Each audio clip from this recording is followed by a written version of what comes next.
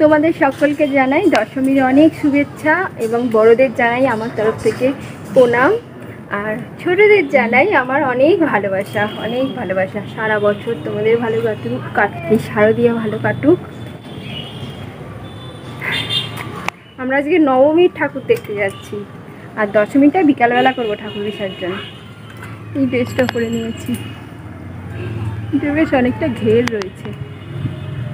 চলো, সবাই এগিয়ে গেছে, একটা টোটো করেছে আজকে শ্রীরামপুর সাইডে ঠাকুরগুলো দেখে আসবো। সবাই চলে গেছে, এগিয়ে গেছে, ওই দেখো দাঁড়াতে গেছি। চলো যাওয়া যাক ঠাকুর দেখতে।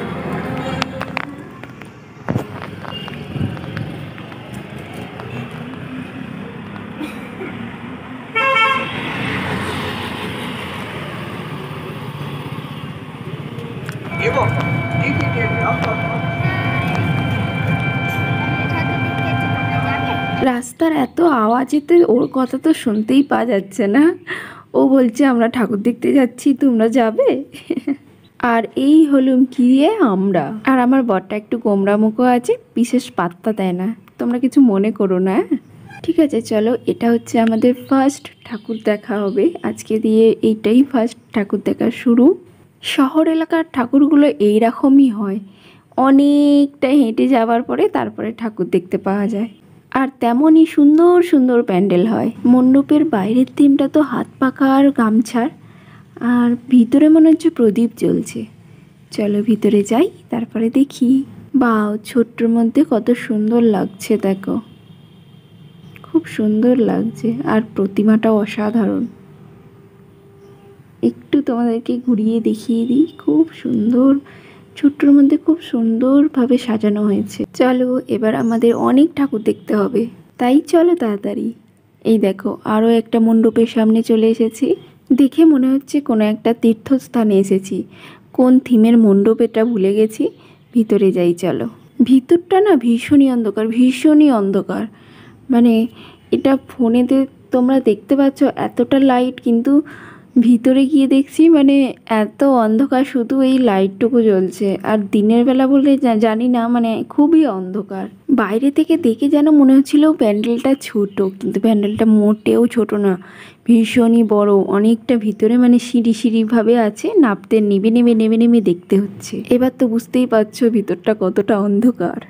বেশ ভালো লাগছে, একটা বেশ মানে দারুণ জিনিস দেখছি, এরকম একটা ব্যাপার লাগছে। অনেকটা হেঁটে যাবার পরে তারপরে মা দুর্গার দর্শন পেয়েছি, আর ভিতরের প্যান্ডেলটাও খুব সুন্দর হয়েছে। আচ্ছা, এটা কি কামাখ্যা মন্দিরের থিম করেছে? আমি জানি না, যাইনি কোনোদিন।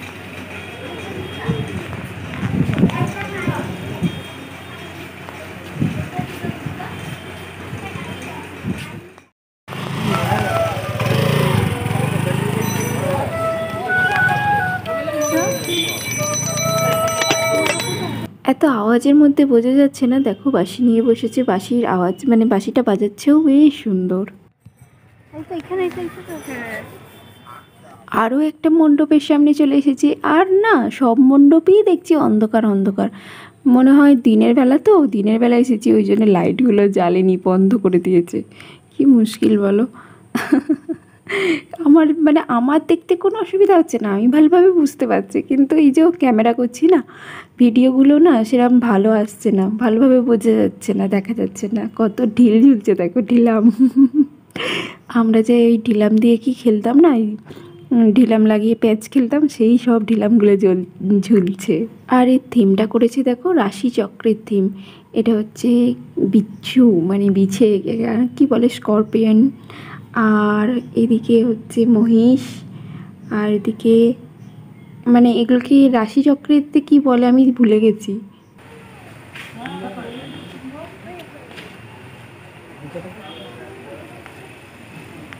চলো মা, ওই সাইড দিয়ে চলো, ওই দিক দিয়ে চলো। হ্যাঁ চলো। মৎস্যটাকে কি বলে কি জানি, কি বলে, মিন।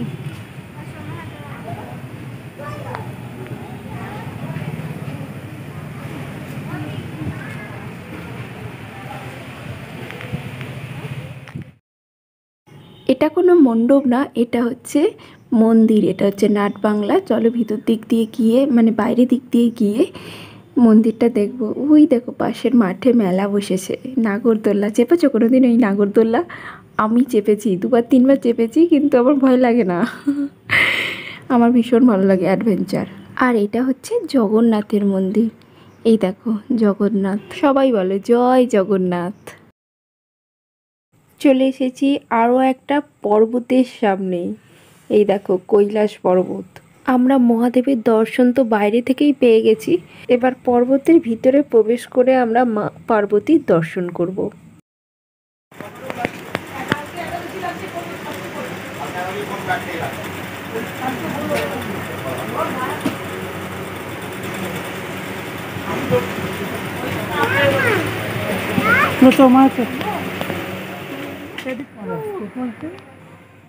এই দেখো এই ক্লাবের কত প্রাইজ জিতেছে, দেখো কি সুন্দর লাগছে বলো, কত প্রাইজ জিতেছে।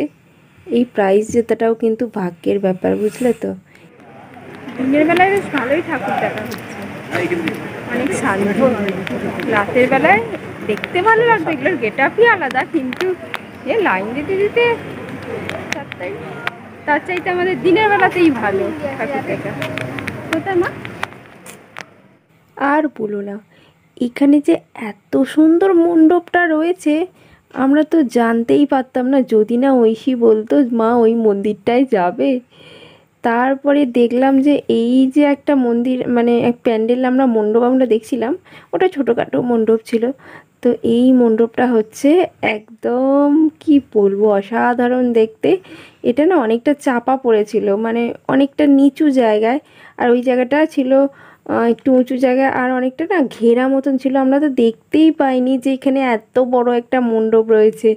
ঐশী দেখেছে, ঐশী ঠিক দেখতে পেয়েছে। ও আমাদেরকে বললো মা ওই মণ্ডপটায় যাবে, তারপরে ওর পাপাকে ডেকে বললো, আমরা বললাম চলো। তারপরে এসে দেখছি এত সুন্দর একটা প্যান্ডেল হয়েছে, একটা মণ্ডপ হয়েছে, দারুণ দারুণ অসাধারণ। জাস্ট এসে থেকে তো আমিই ভিডিও করে যাচ্ছি, মানে আমিই ক্যামেরাম্যান হয়েছি।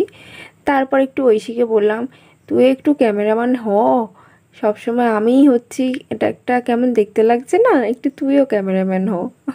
সেই জন্য ঐশী এখন একটু ভিডিও করে দিচ্ছে। চলে এসেছি আরও একটা মণ্ডপের সামনে, দেখো কত সুন্দর কারুকার্য করা রয়েছে, খুব সুন্দরভাবে সাজানো রয়েছে। চলো এবার ভিতরে যাই, ভিতরে গিয়ে ভিতরের থিমটা একটু দেখি চলো।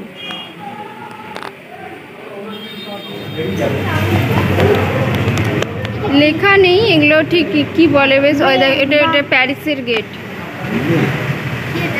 এইটা লাল মামা।